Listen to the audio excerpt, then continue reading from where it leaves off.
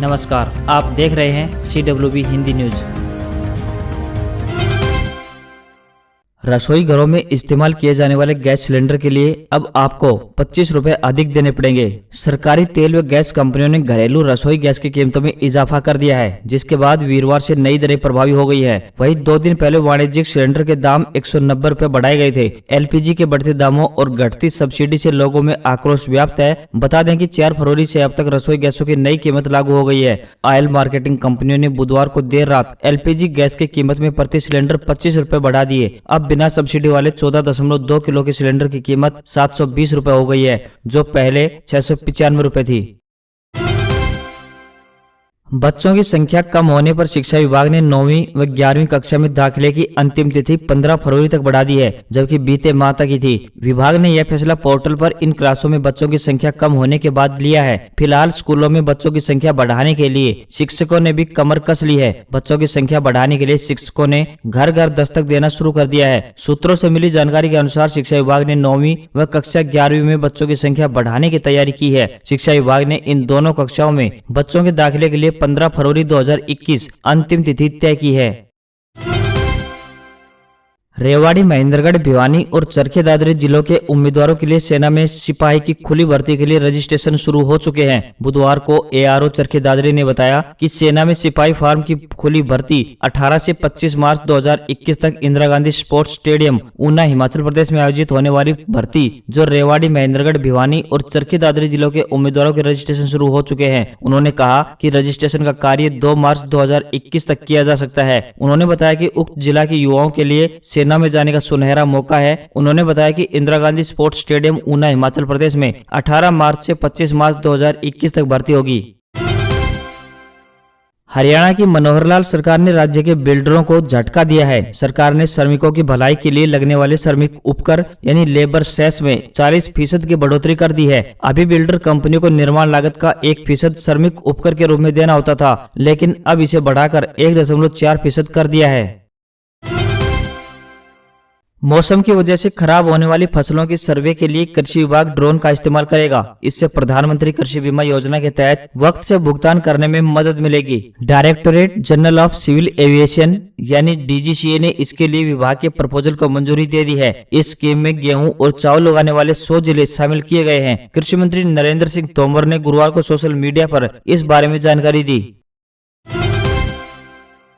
Asia का सबसे बड़े एयर इंडिया शो 2021 का दूसरा दिन। इस मौके पर सारंग हेलीकॉप्टर ने बेंगलुरु के येलहंका एयरबेस से उड़ान भरी। साथ ही भारत में बने तेजस और सूर्यकिरण एयरक्राफ्ट ने भी आसमान में भारतीय वायुसेना की ताकत दिखाई। वहीं सुखोई, राफेल, हॉक और अमेरिकन B-1B लॉन्चर बॉम्बर भी इस शो के आकर्षण का केंद्र रहे। इस दौरान बेंगलुरु से भाजपा सांसद तेजस्वी सूर्या ने भी तेजस में उड़ान भरी। एरो इंडिया शो की शुरुआत 1996 में हुई थी। इस साल इसकी शुरुआत 3 फरवरी 2021 को हुई थी, जो कि शुक्रवार यानी 5 फरवरी 2021 तक चलेगी।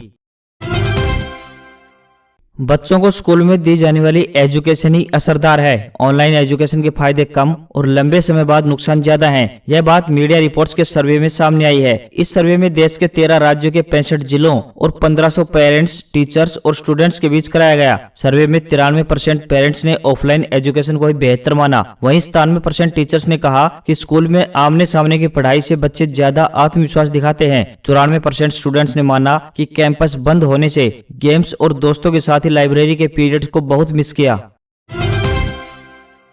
तमिलनाडु में अप्रैल में विधानसभा चुनाव होने हैं। ऐसे में राज्य के पूर्व मुख्यमंत्री अम्मा यानी स्वर्गीय जयललिता का सच्चा वारिस कौन है, यह साबित करने के लिए उनकी पार्टी AIADMK में फिर तेज जंग हो गई है। जयललिता के करीबी और पूर्व पार्टी प्रमुख शशिकला 4 साल की सजा काटकर जेल से बाहर आ गई हैं। तमाम ओपिनियन पोल विपक्षी पार्टी यानी DMK को आगे दिखा रहे हैं। ऐसे में शशिकला के आने के बाद राज्य और उनकी पार्टी में सरगर्मी तेज हो गई है। शशिकला 24 फरवरी को जेल से छूटी थी। इसके बाद कोरोना संक्रमित होने से हॉस्पिटल में रही। 1 फरवरी को वे अस्पताल से लग्जरी गाड़ी टोयोटा प्राडो से बाहर निकली। उन्हें पार्टी से निकाला जा चुका है, लेकिन उनकी गाड़ी पर AIADMK का झंडा लगा था। जयललिता भी इसी ब्रांड और मॉडल की गाड़ी से चलती थी। असल में यह गाड़ी नहीं बल्कि पार्टी के दोनों गुटों यानी पलानीसामी और पन्नीर सेल्वम को संदेश था। इसका मतलब था कि अम्मा की असली राजनीतिक वारिस शशिकला यानी चिन्ना अम्मा, जूनियर अम्मा ही है। शशिकला आय से अधिक संपत्ति और भ्रष्टाचार के मामले में 14 फरवरी 2017 को जेल गई थी।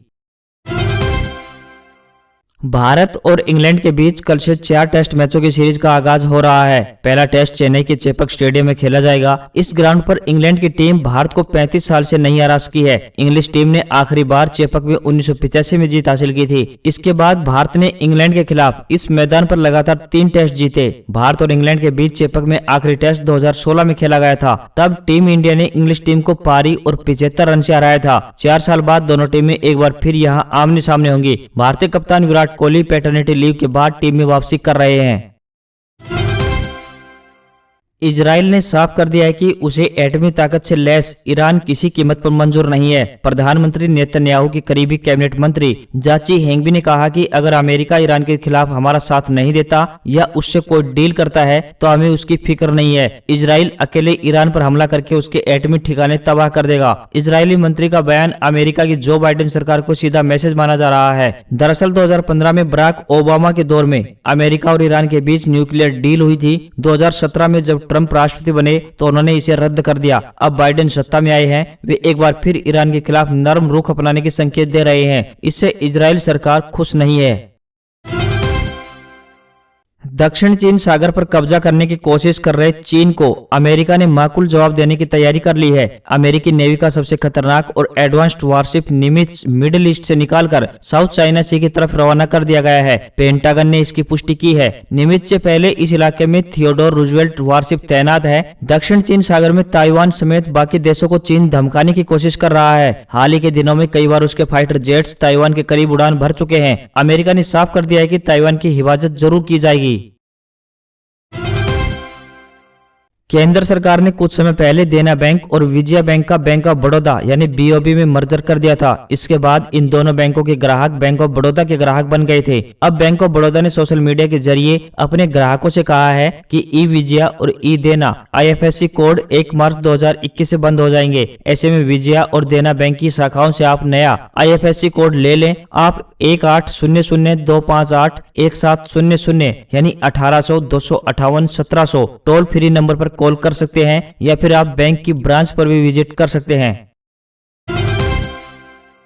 चीनी कंपनी रियलमी ने भारत में अपने 2 नए स्मार्टफोन रियलमी X7 और X7 Pro लॉन्च कर दिए हैं। दोनों ही फोन 5G स्पोर्ट और मीडियाटेक डायमेंसिटी प्रोसेसर से लैस हैं। फोटोग्राफी के लिए X7 Pro में 4 और X7 में 3 रियर कैमरे मिलेंगे। कंपनी ने X7 Pro को सिंगल रैम और स्टोरेज ऑप्शन में जबकि X7 को 2 कॉन्फ़िगरेशन में उतारा है। रियलमी X7 Pro के एकमात्र 8GB रैम और 128GB स्टोरेज मॉडल की कीमत 29,999 रुपए है। फोन फैंटेसी और मिस्टिक ब्लैक कलर ऑप्शन में उपलब्ध है। Realme X7 5G के 6GB रैम और 128GB स्टोरेज वेरिएंट की कीमत 19,999 रुपए तो वहीं 8GB रैम और 128GB स्टोरेज मॉडल की कीमत 21,999 रुपए रखी गई है। फोन नेबुला और स्पेस सिल्वर कलर ऑप्शन में उपलब्ध है।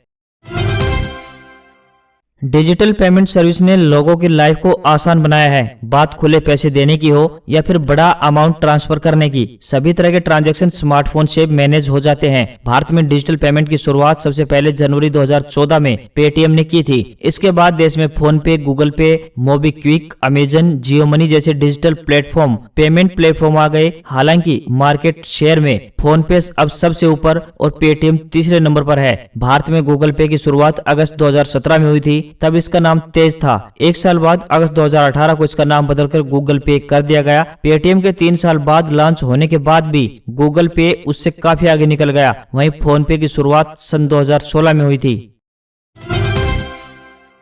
दिल्ली के सराफा बाजार में सोने की कीमत 232 रुपए और चांदी की कीमत में 1955 रुपए की गिरावट आई। इसके साथ दिल्ली में 10 ग्राम सोने का भाव गिरकर 47,387 रुपए तो वहीं चांदी 67,605 रुपए प्रति किलोग्राम पर आ गई।